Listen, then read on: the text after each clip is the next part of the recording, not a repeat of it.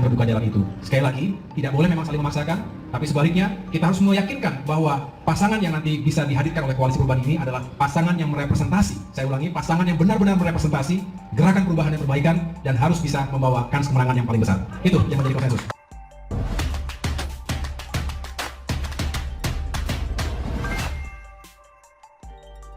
AHY maksa jadi cawapres Anies, ditulis oleh Adin dari siwar.com. Agar bisa mengusung pasangan capres dan cawapres, partai politik harus mencari mitra koalisi yang memenuhi ambang batas PT 20%. Kecuali PDI Perjuangan, semua partai wajib berkoalisi jika ingin mengusung capres dan cawapres. Sampai saat ini sudah ada poros partai Gerindra PKB, KIB yang beranggotakan Golkar, PAN, dan PPP, serta poros PDI Perjuangan yang masih sendirian. Sebenarnya masih ada satu lagi poros, hanya saja belum juga diresmikan. Partai Nasdem, Partai Demokrat, dan PKS sudah sejak lama melakukan pendekatan. Katanya akan bermitra membentuk koalisi yang akan mereka beri nama Koalisi Perubahan. Tapi lama ditunggu sampai berganti tahun, koalisi perubahan ini belum juga terwujud. Konon katanya kesepakatan terganjal masalah kandidat calon wakil presiden atau cawapres. Partai Demokrat menginginkan ketum mereka jadi pendamping Anies dan PKS pun ingin kadernya, yakni Ahmad Heriawan jadi cawapres Anies Baswedan. Menurut elit Demokrat, Nasdem maupun PKS sering menyatakan bahwa pendekatan mereka memiliki progres yang baik dan sama-sama saling menghormati agar segera mencapai kesepakatan. Nyatanya bukan kesepakatan yang didapat, malah kemunduran yang dialami. Kemunduran ini merupakan keretakan yang bisa menimbulkan kerenggangan yang pada akhirnya menyulitkan tercapainya kesepakatan. Adalah Ahmad Ali, Wakil Ketua Umum Partai Nasdem, menyatakan bahwa kalau kemudian ada partai yang membuat syarat kadernya harus menjadi calon wakil presiden misalnya, dan itu menjadi suatu aturan, maka saya pastikan koalisi ini akan bubar. Jadi karena sampai hari ini kita belum membicarakan itu, Anies belum membicarakan itu. Ternyata Ahmad Ali mendeteksi jika Partai Demokrat memaksakan ketumnya supaya jadi cawapres Anies. Tentu saja hal ini mengganggu progres yang mereka katakan sedang menuju tercapainya kesepakatan penting. Koalisi perubahan ini beranggotakan 3 partai yang memiliki suara pemilu setara alias hampir sama. Partai Demokrat memperoleh 9,0% suara, Partai Demokrat 7,7%, PKS 8,2%. Jadi mereka tidak ada parpol yang mendominasi, sehingga ketiganya mempunyai daya tawar yang sama. Karena setara inilah maka sulit tercapai kesepakatan karena merasa selevel dan mempunyai posisi yang sama, sehingga tidak ada yang mau mengalah. Jika saja Demokrat atau PKS ada yang mengalah terkait posisi cawapres, maka deklarasi akan cepat terwujud. Berbeda jika koalisi dengan Gerindra, apalagi PDI Perjuangan, partai-partai dengan raihan suara di bawah 10% akan mudah mengalah, alias hanya ikut saja. Yang penting jika berhasil jadi pemenang di Pilpres mendapat jatah menteri secara proporsional. Pernyataan Ahmad Ali yang menyeratkan ketidaksetujuannya kepada Demokrat karena memaksakan AHY jadi cawapres bisa menjadi batu ganjalan tambahan. Pada akhirnya akan semakin sulit tercapainya suatu kesepakatan. Bagaimana menurut Anda? Setiap orang, setiap warga negara memiliki hak untuk mencari keadilan di negerinya sendiri. Oleh karena itu, kami juga memberikan ruang itu kepada Bapak Lukas NMB. Kita tentu prihatin dan sekaligus memberikan doa dan support.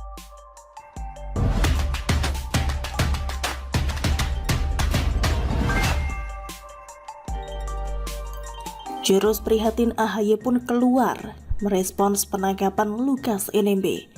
Ditulis oleh Widodo SP dari siwar.com. Pasca ditangkapnya Lukas NMB oleh KPK dalam kasus dugaan suap dan gratifikasi proyek infrastruktur, Ketua Umum Partai Demokrat Agus Harimurti Yudhoyono atau AHY akhirnya bersuara. AHY pun mengaku dirinya prihatin dengan penangkapan Gubernur Papua yang tercatat sebagai kader Partai Demokrat itu. Begini kutipan ungkapan keprihatinan AHY di kantor DPP Partai Demokrat pada Kamis 12 Januari 2023. Sejak awal kami ingin meyakinkan setiap orang, setiap warga negara memiliki hak mencari keadilan untuk negerinya sendiri. Oleh karena itu kami juga memberikan ruang itu kepada Lukas NMB. Kita tentu prihatin dan sekaligus memberikan doa dan support. Apa maksud AHY soal mencari keadilan ini? Apakah di mata AHY ini Lukas NMB tidak bersalah sehingga perlu mencari keadilan atas kasus hukumnya?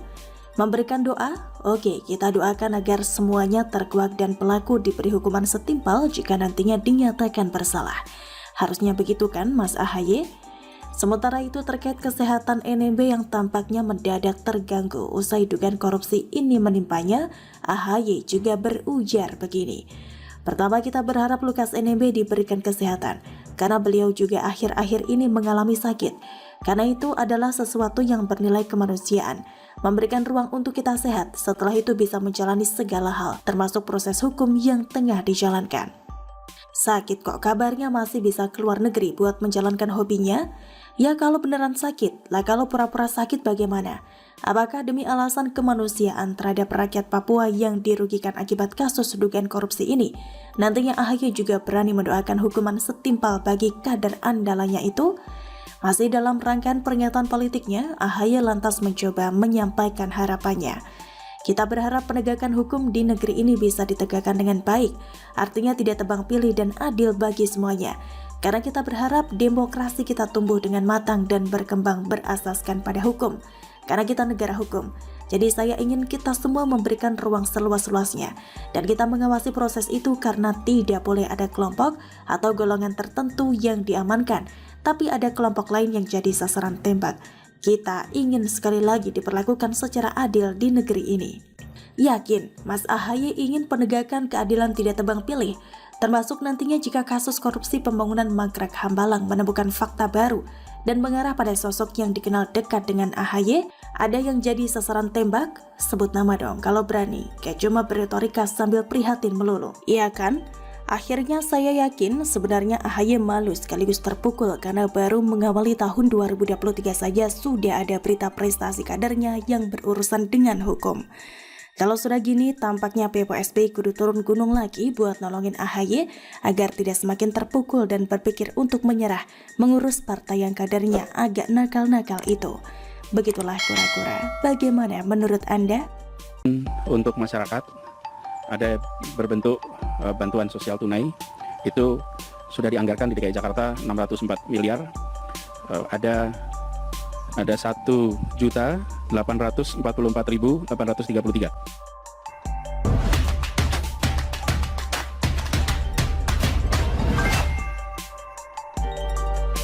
Seru. Kurawa bongkar dugaan korupsi Bansos DKI. Yohanes